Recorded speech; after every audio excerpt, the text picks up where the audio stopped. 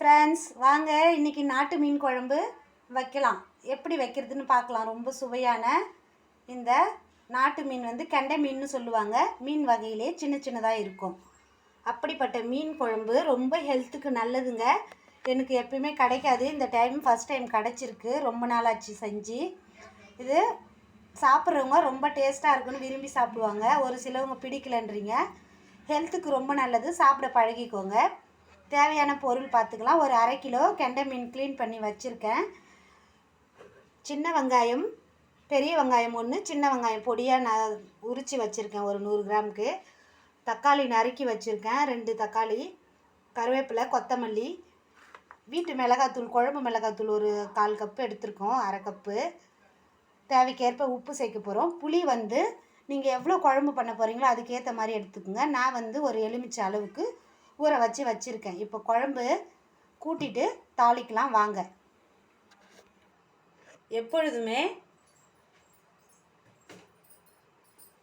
நம்ம எண்ணெயெலாம் சமைக்கும் பொழுது மண் பாத்திரத்தில் சமைச்சோம்னா ரொம்ப டேஸ்ட் அல்டிமேட்டாக இருக்கும். அதனால தான் நான் தேவைக்கேற்ப எண்ணெய் போடுறேன் பாருங்கள்.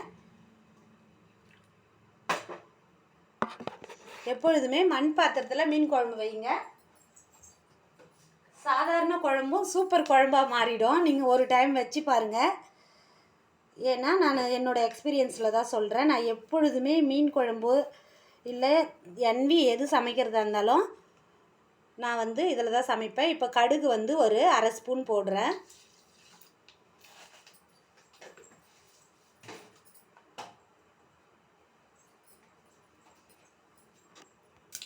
இப்போ கடுகு நல்லா வடிச்சிடுது. கடுகு வெடிச்சதும் எப்பொழுதும் மீன் குழம்புனா சூடாயிடும் உடம்புன்னு சொல்லிட்டு வெந்தயம், குழம்பு நல்லா வாசமாக இருக்கும், ஒரு 1/2 ஸ்பூன் சேர்த்துருங்க வெந்தயத்தை.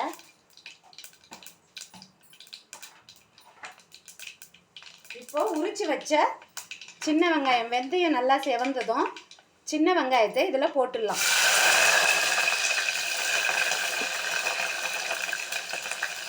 கூடவே பெரிய வெங்காயம் பாதி போட்டிருக்கேன், பாதி குழம்பு கூட்டுறதுக்கு நிப்பாட்டிக்கிட்டேன்.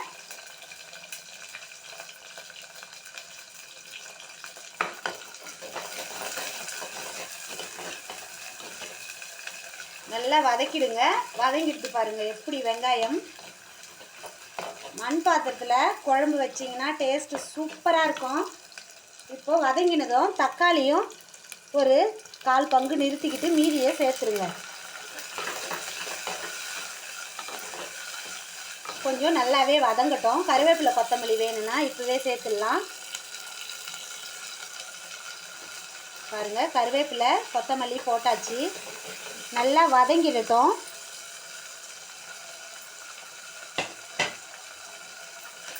ஒரு தட்டு போட்டு மூடுனீங்கன்னா நல்லா வதங்கிடும் நமக்கு.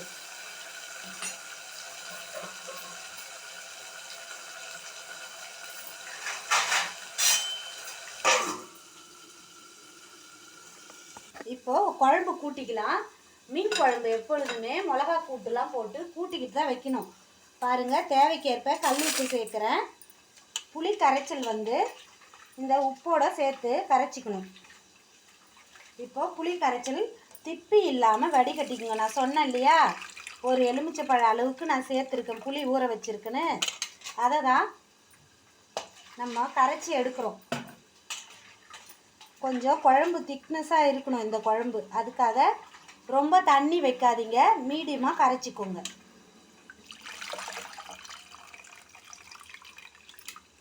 இப்போ புளி கரைச்சல் ரெடி ஆகிடுத்து. மஞ்சத்தூள் ஒரு 1/4 டீஸ்பூன் போட்டுக்கோங்க. ஏன்னா வீட்டு மிளகாத்தூளில் நம்ம மஞ்சள் சேர்த்து தான் அரைச்சிருக்கோம் இல்லையா, அதனால். இப்போ மிளகாத்தூள் ஒரு 4 ஸ்பூன் எடுத்து வச்சேன், அதை தான் இதில் சேர்க்குறேன். குழம்பு மிளகாத்தூள் இது. எல்லாத்தையும் நல்லா மிக்ஸ் பண்ணிவிடுங்க. இதோட கொஞ்சமாக வெங்காயம் நிறுத்தினேன் இல்லையா, ஒரு கை அளவுக்கு, அதையும் இந்த குழம்போடு சேர்த்துக்குங்க. நாட்டு மீன் குழம்புக்கு இந்த மாதிரி வச்சிங்கன்னா பாரம்பரிய சுவைன்னு சொல்லுவாங்க. மீன் குழம்புக்குன்னு ஒரு டேஸ்ட் இருக்கும். நம்ம எப்படி வைக்கணும்னு மனசில் நினைக்கிறோமோ அந்த மாதிரி டேஸ்ட்டாக இருக்கும்.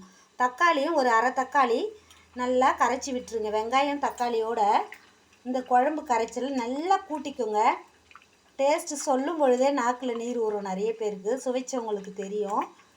இந்த நாட்டு மீன் குழம்புன்றது ரேர். அது ஏன்னா நிறைய பேருக்கு க்ளீன் பண்ணுறது கஷ்டம்னு. நம்ம வீட்டில் யாருன்னா பெரியவங்க இருந்தாங்கன்னா கொடுத்துட்டிங்கன்னா அவங்க க்ளீன் பண்ணி கொடுத்துருவாங்க. நானுமே கொஞ்சம் சிரமம் தான் படுவேன். ஓகே, சுத்தம் பண்ணுறதுக்கே ஒரு 1 hour எடுக்கும் தான். இப்போது குழம்பு ரெடி ஆகிடுத்து, கூட்டியாச்சு. இப்போ தக்காளி வெங்காயம் எப்படி வதங்கியிருக்குன்னு பார்க்கலாம். பாருங்கள், சூப்பராக நல்லா நம்ம மூடி போட்டதுனால எவ்வளோ அழகாக மேஷாக வதங்கியிருக்குன்னு பாருங்கள். இன்னுமே கொஞ்சம் நல்லா வதங்கட்டும். ஏன்னா நம்ம தக்காளி வெங்காயம் வதங்குறதோட அந்த குழம்பு வந்து கூட்டின குழம்பும் இதில் ஒன்றா இருக்கும் பொழுது டேஸ்ட்டு ரொம்ப கூடுதலாக இருக்கும். இப்போ நல்லாவே வதங்கிடுது. இன்னும் நல்லெண்ணெயில் வச்சிங்கன்னா டேஸ்ட் அல்டிமேட்டாக இருக்கும். எல்லா வீடியோலையும் நான் சொல்கிறது தான். என்னோடய வீடியோக்கெல்லாம் போயிட்டு பாருங்கள். நம்ம பாரம்பரிய குழம்புகள், வெஜிடபிள்ஸ் யார் யார் சாப்பிட மாட்டுறாங்க அவங்களுக்கு எப்படி சமைக்கணும், இந்த மாதிரி யூஸ்ஃபுல்லான வீடியோக்கள் தான் நான் போட்டிருக்கேன். என்னோடய சேனல் ஃபஸ்ட் டைம் பார்க்குறீங்கன்னா ஒரு சப்ஸ்கிரைப் பண்ணிக்கோங்க. மீண்டும் மீண்டும் என்னோடய சேனல்லாம் நல்லா இருந்ததுன்னா எனக்கு ஒரு லைக் பண்ணிவிட்டு கமெண்ட் பண்ணுங்கள். நான் கண்டிப்பாக ரிப்ளை பண்ணுறேன். இப்போது தக்காளி வெங்காயம் மேஷாக வதங்கிட்டு ரெடி ஆகிடுது. இப்போ கூட்டி வச்ச அந்த குழம்ப இதோடு நம்ம சேர்க்க போகிறோம்.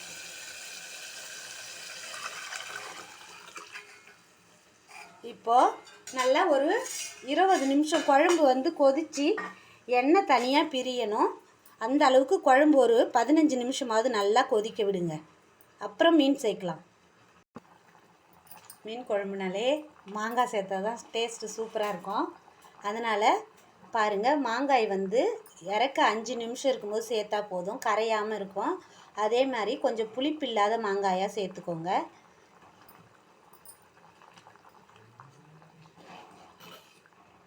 ஒரு 5 நிமிஷம் பொறுத்து மீன் போட்டு இறக்கிடலாம். இப்போது குழம்பு கொதித்து பாருங்கள், நல்லா ஓரளவுக்கு கிரேவி மாதிரி குழம்பு வந்துருச்சு. இப்போ மீன் சேர்த்துடலாம். நம்ம இந்த மீனை குழம்புல சேர்க்க போகிறோம். நாட்டு கெண்டை மீன் குழம்பு வந்து நல்லா திக்னஸ் ஆன பேர் தான் சேர்க்கணும்.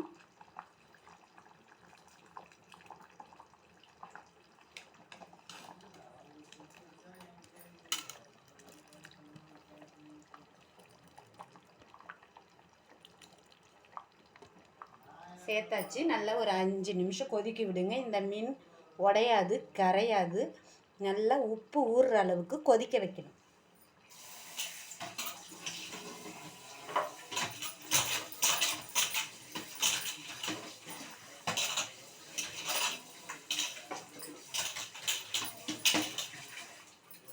நல்லா கொஞ்சம் கொதிக்கட்டும். சிம்மில் வச்சுட்டு ஒரு 2 நிமிஷம் கொதிக்க விடுங்க.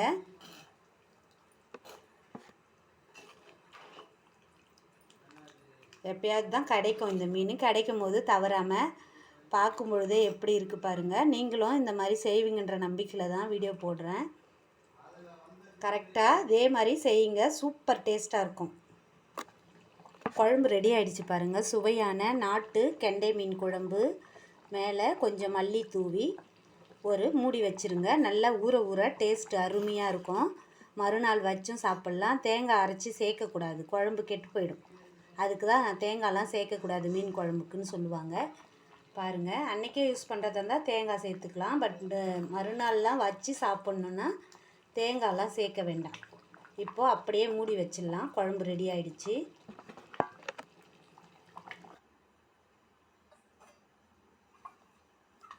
சுவையான சூப்பரான